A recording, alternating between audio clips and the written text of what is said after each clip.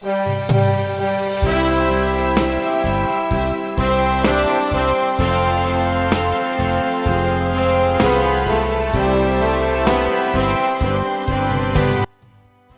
kita berdoa.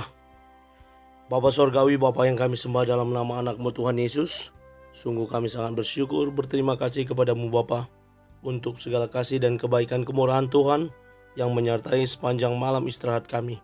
Kami boleh tidur dengan tenang, bangun dengan selamat tanpa kekurangan suatu apapun. Itu semua karena kebaikan Tuhan.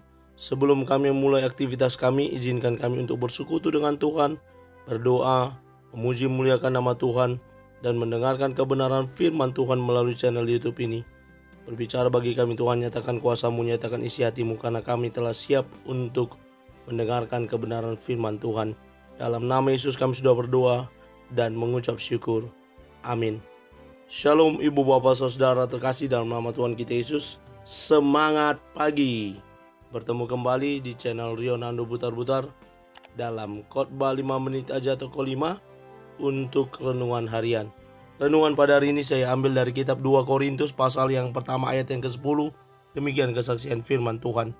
Dari kematian yang begitu ngeri, Ia telah dan akan menyelamatkan kami. Kepadanya kami menaruh pengharapan kami, bahwa Ia akan menyelamatkan kami lagi. Kepadanya kami menaruh pengharapan kami.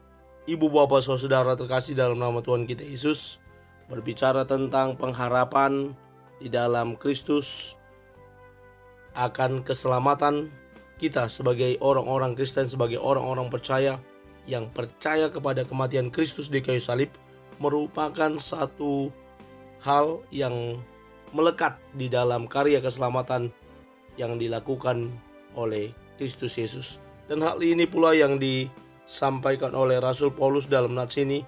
Bagaimana dalam doa ucapan syukur Paulus menyampaikan satu kalimat di mana pengharapannya di dalam Kristus yang telah mati di kayu salib untuk menebus dosa pelanggaran setiap orang yang mau percaya kepada Dia. Dia mulai di ayat yang ketiga berkata, "Terpujilah Allah Bapa Tuhan kita Yesus Kristus, Bapa yang penuh belas kasihan dan Allah sumber segala penghiburan," yang menghiburkan. Dan ini merupakan kata-kata penghiburan. Sampailah dia di ayat yang 10 berkata, "Dari kematian yang begitu ngeri, Ia telah dan akan menyelamatkan kami," menyelamatkan kita. Bagaimana Allah melalui anaknya Yesus Kristus menyelamatkan umat manusia dengan rela mati tersalib di Bukit Golgota untuk menyelamatkan manusia dari dosa pelanggarannya. Orang yang tersalib di Golgota, yang digantung di Golgota, adalah orang-orang yang secara kejahatan melakukan hal-hal yang tidak dapat diampuni lagi, tidak dapat dimaafkan lagi. Adalah orang-orang penjahat yang harus tergantung di sana. Namun Kristus menggantikan kita. Dia yang tidak terdapat kesalahan dan dosa dalam dirinya harus menggantikan kita yang seharusnya tersalib di sana. Itulah kematian yang mengerikan yang digambarkan oleh Paulus dalam nats ini. Dikatakan telah dan akan menyelamatkan kami. Akan terus menyelamatkan kita, tidak hanya secara keselamatan Ia telah menyelamatkan kita, namun ada pengharapan yang pasti. Pengharapan yang pertama, di dunia ini Dia Tuhan juga akan menolong kita, memberkati hidup kita, menuntun hidup kita, bahkan menjaga kita dalam perjalanan hidup kita. Dan ada pengharapan di kehidupan yang akan datang. Dia juga akan menyediakan keselamatan, menyediakan mahkota bagi orang-orang yang menang.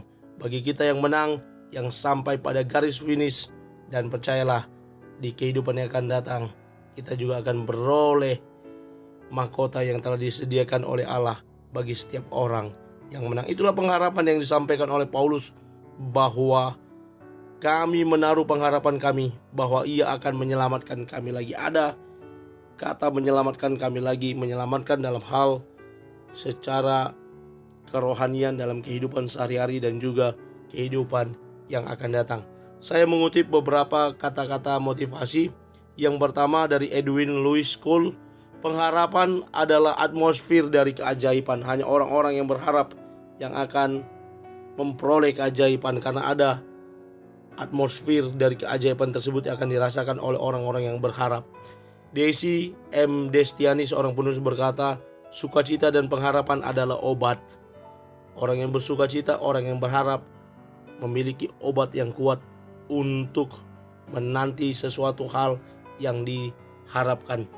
Brian Tracy, seorang konsultan pembicara, berkata, sikap pengharapan yang positif adalah tanda kepribadian yang unggul.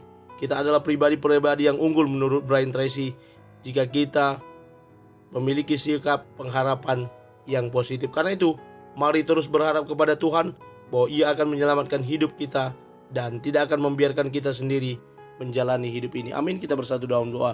Terima kasih Bapa untuk firman-Mu yang telah kami dengarkan pada pagi hari ini. Ampunkan kami untuk menjadi pribadi-pribadi yang berpengharapan secara positif kepada Tuhan. Berharap di dunia ini Engkau akan menyertai hidup kami, dan di kehidupan yang akan datang Engkau akan memberikan mahkota kepada kami yang menang. Terpuji nama Tuhan, dalam nama Yesus kami berdoa. Amin.